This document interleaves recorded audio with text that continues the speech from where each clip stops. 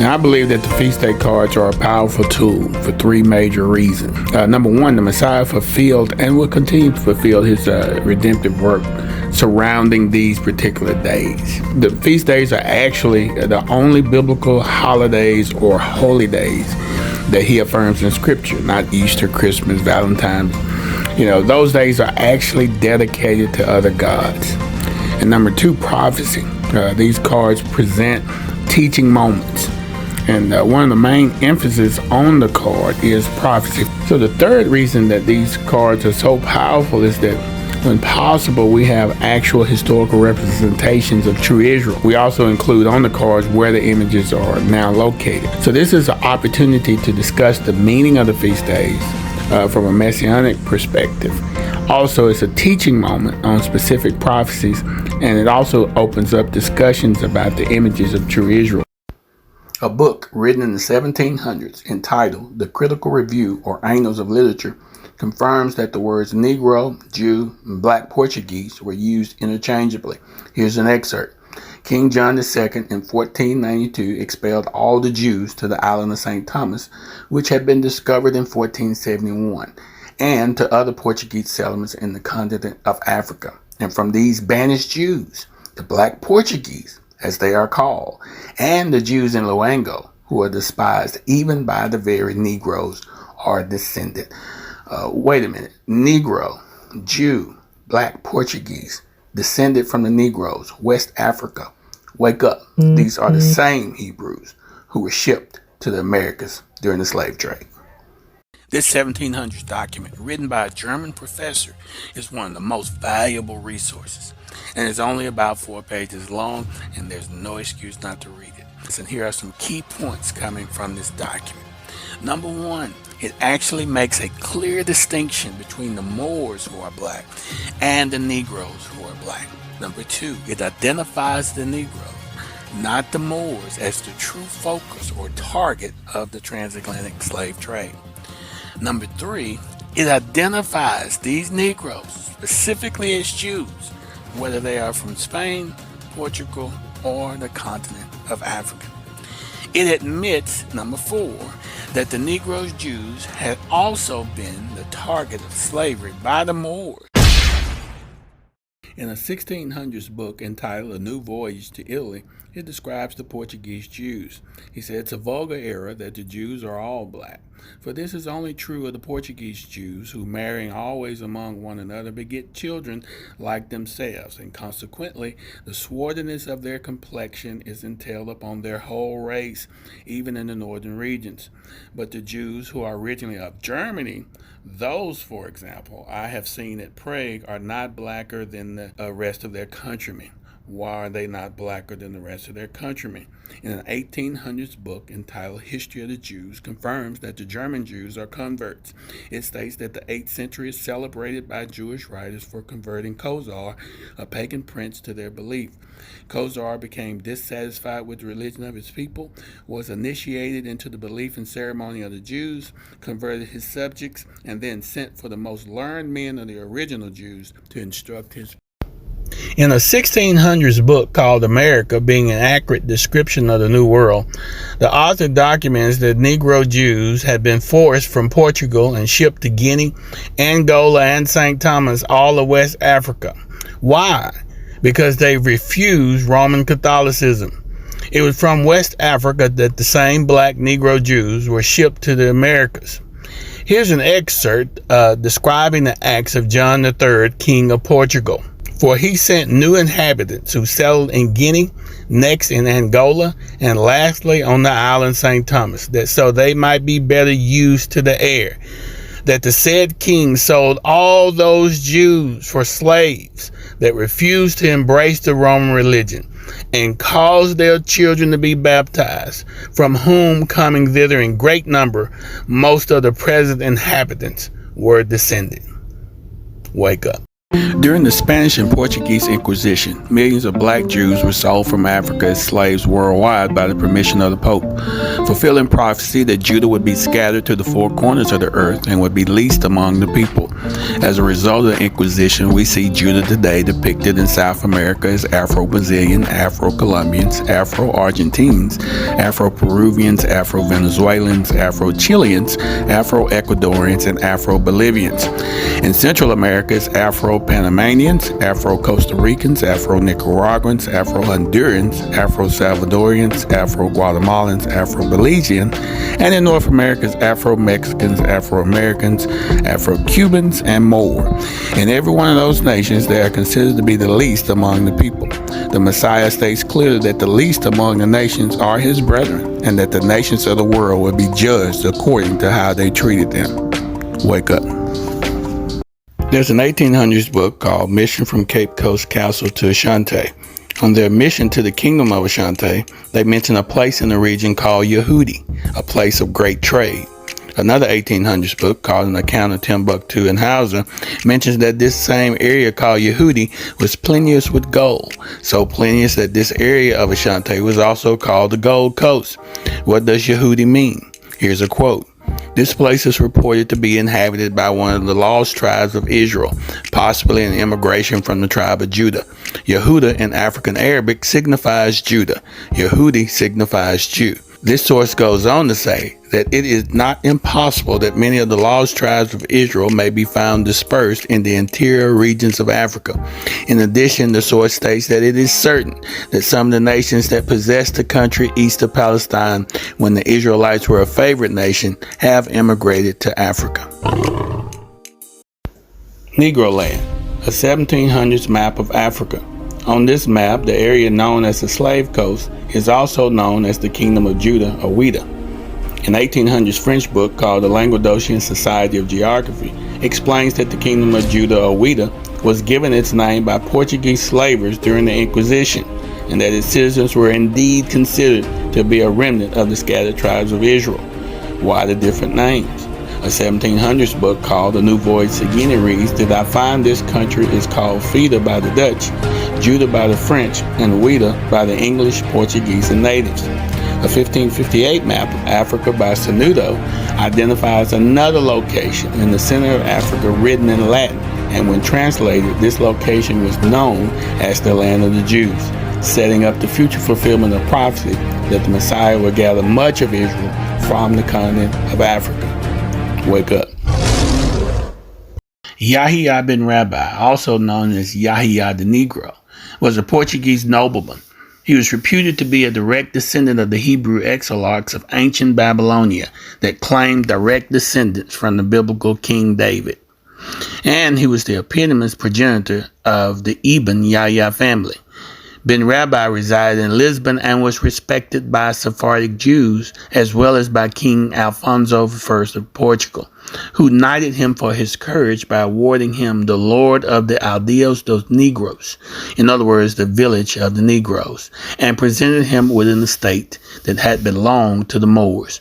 Bin Rabbi's nickname then became Yahya the Negro.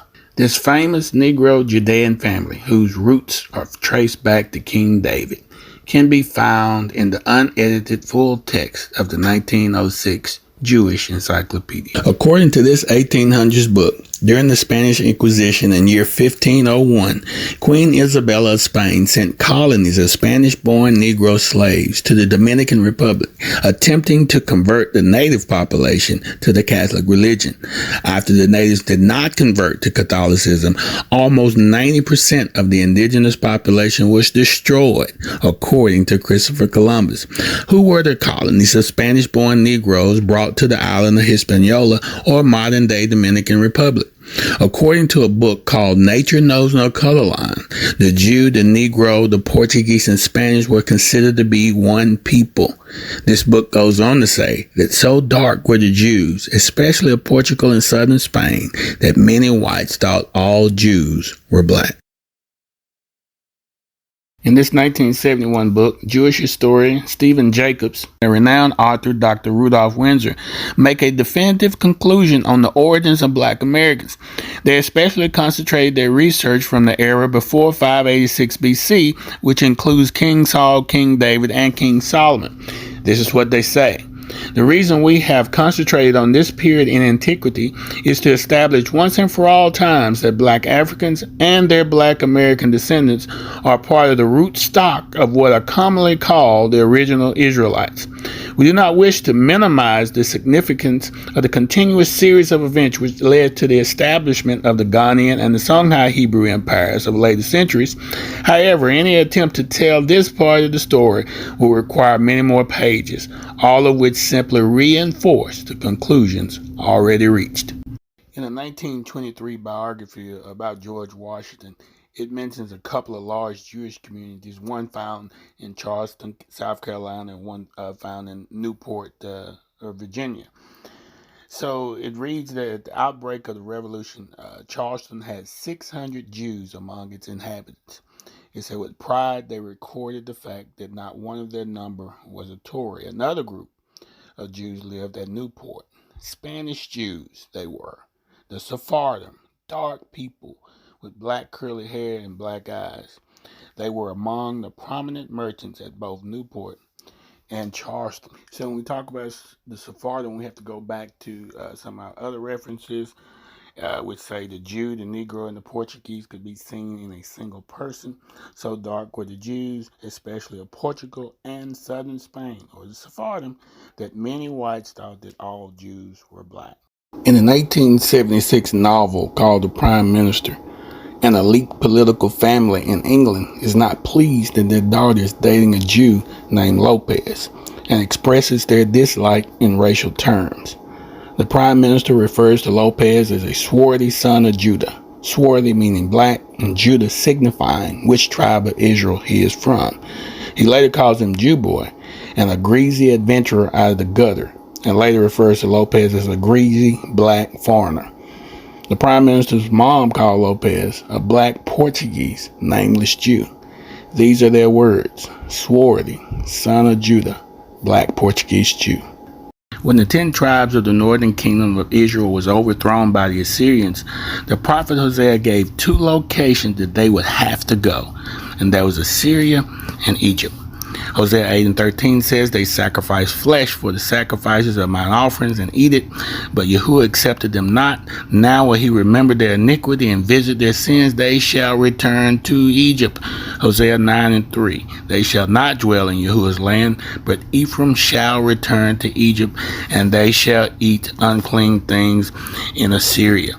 So later Zephaniah prophesies that the gathering of these same people will happen from beyond the rivers of Ethiopia, indicating that a greater migration happened in Africa after the 10 tribes had returned to Egypt.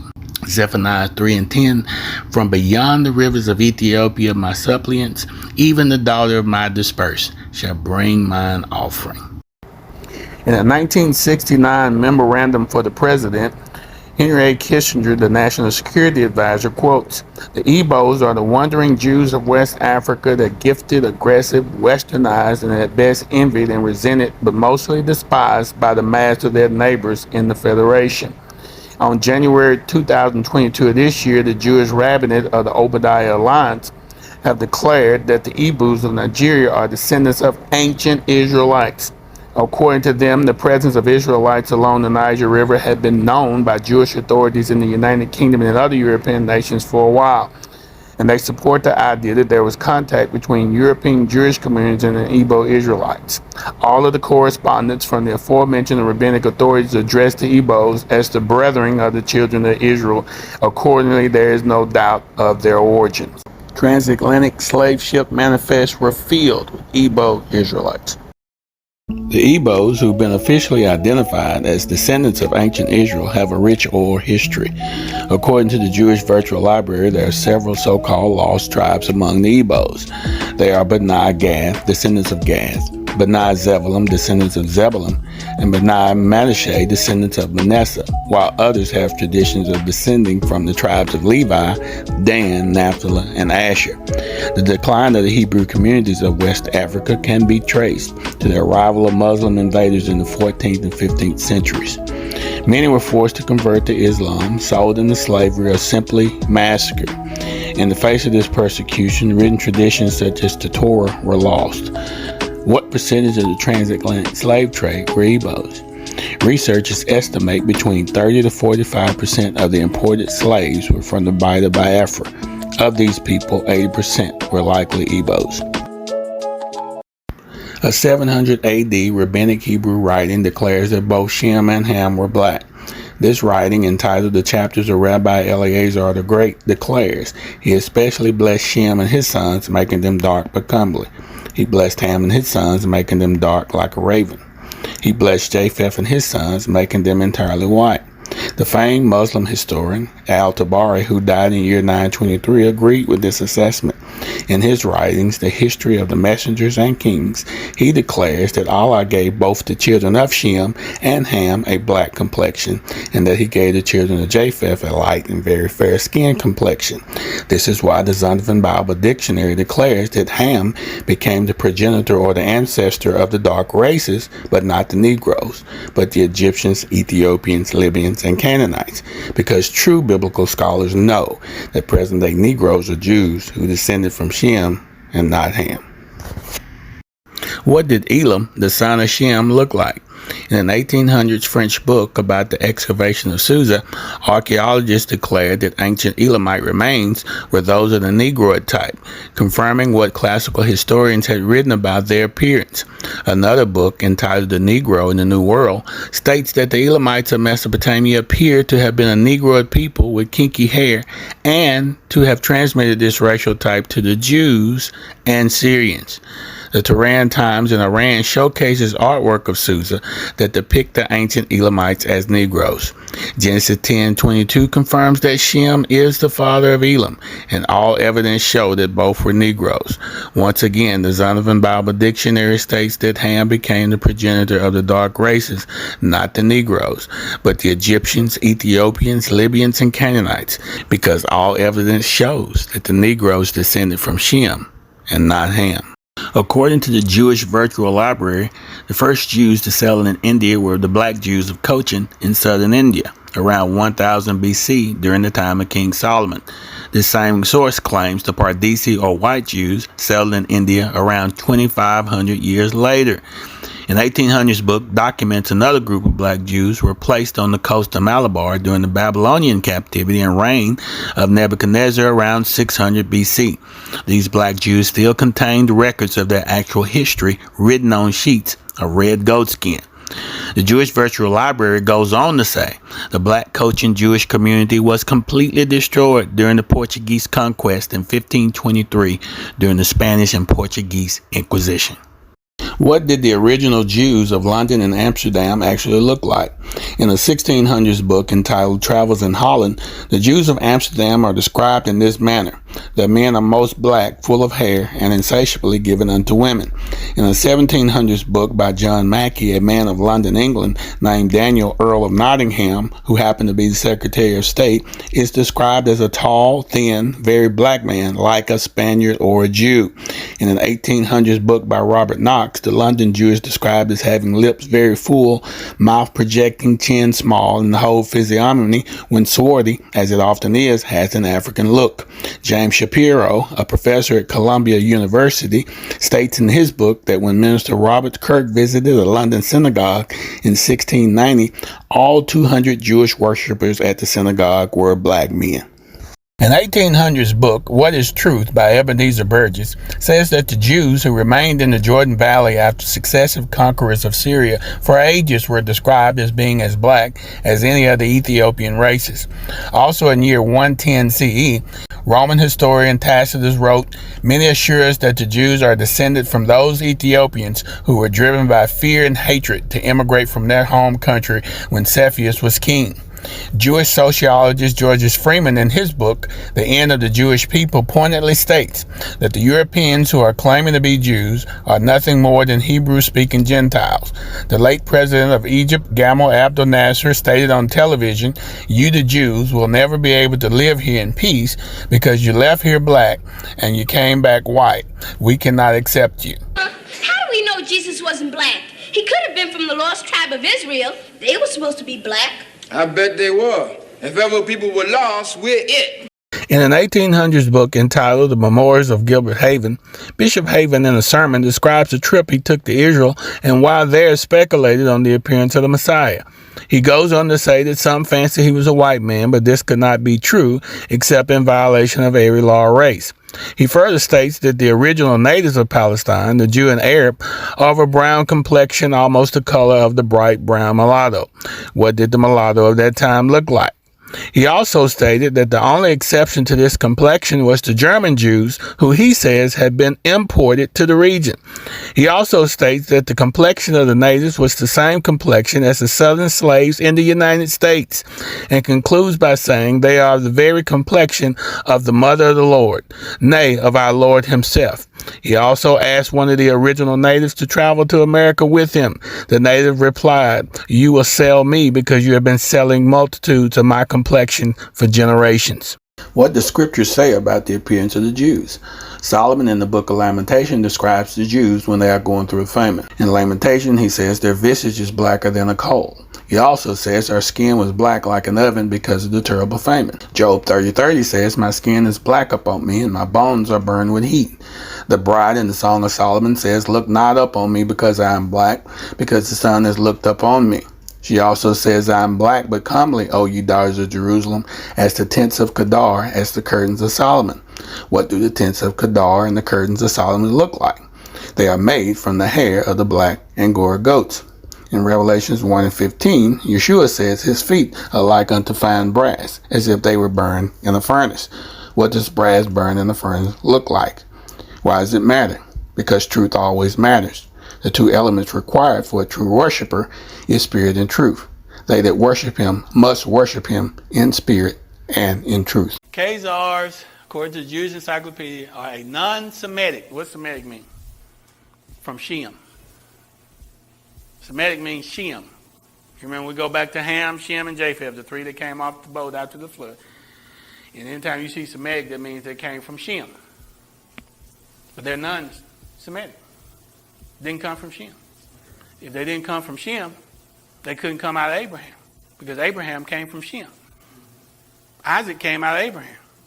Jacob came out of Abraham and Isaac. And then the nation of Israel came out of Jacob.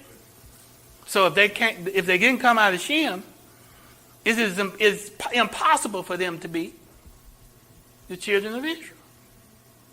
They come from two different genetic lines. One from Japheth and one from Shem.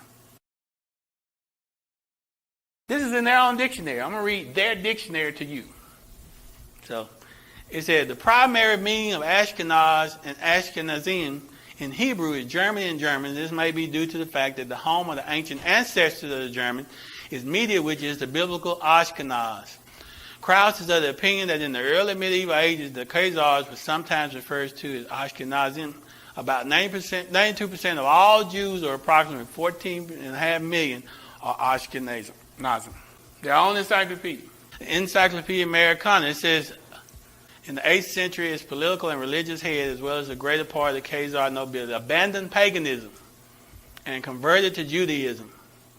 The Khazars are believed to be the ancestors of most Russian and Eastern European Jews.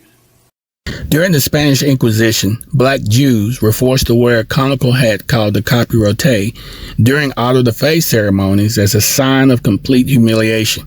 Auto de fe was a public display of extreme torture and ended many times with the burning at the stake of the black Jews, all sponsored by the Pope and the Catholic Church.